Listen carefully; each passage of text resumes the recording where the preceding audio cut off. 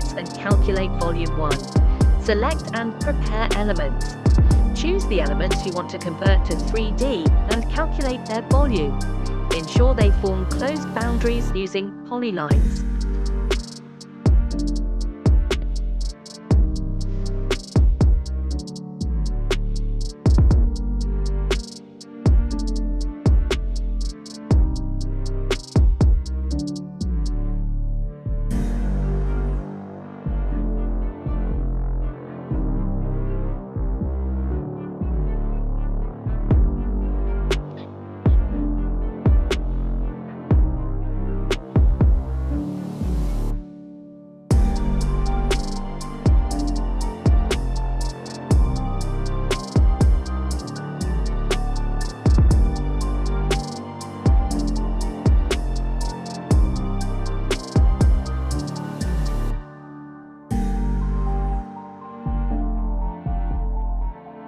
2. Handle insulation layers and openings.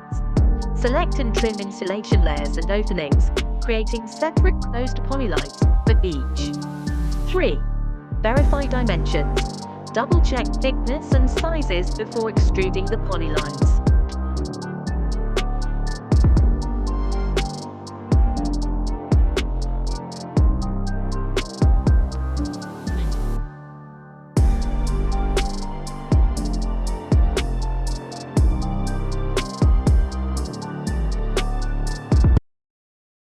4. Create 3D solids.